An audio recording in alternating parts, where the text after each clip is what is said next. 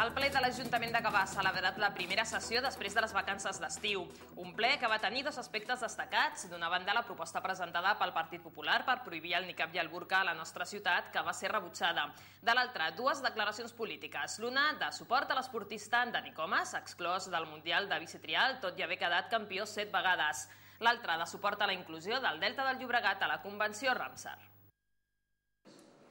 Gavà no prohibirà l'ús del burca ni del niqab a la ciutat, almenys de moment. El plenari va rebutjar la proposta de resolució que havia presentat el Partit Popular per incloure un nou article en l'ordenança municipal que regula els usos de les vies i els espais públics.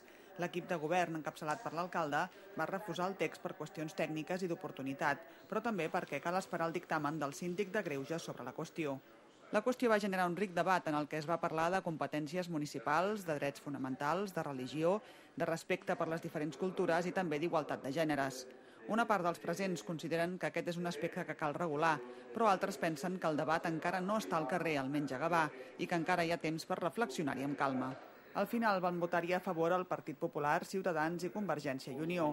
En contra, el Partit dels Socialistes de Catalunya, Iniciativa Esquerra Unida i Esquerra Republicana es va abstenir. El que sí que es va aprovar van ser les dues declaracions polítiques que es van presentar al final de la sessió. Esquerra Republicana va presentar un text de suport a Dani Comas, que a finals del mes d'agost no va ser convocat per la Federació Espanyola per competir al Mundial de bici trial. L'esportista gavanenc va considerar que se'l castigava pel fet de competir també amb la selecció catalana. El text aprovat pel plenari, però, no contenia aspectes polítics. D'aquesta manera es va aconseguir que el votessin tots els grups municipals per unanimitat. El text només manifesta el suport i la solidaritat del ple amb l'esportista que du el nom de Gavà per tot el món, sense entrar a analitzar les causes d'aquesta situació. El ple de setembre també va aprovar un altre text en relació a la inclusió del Delta del Llobregat a la Convenció Ramsar. Aquest és un conveni internacional sobre zones humides d'importància internacional que es va aprovar l'any 1971 i que l'estat espanyol va ratificar el 1982. Aquest conveni estableix que la conservació de les maresmes i aiguamolls és una prioritat pels estats adherits. Hi ha 70 espais espanyols en aquesta llista, però encara no hi és el Delta del Llobregat.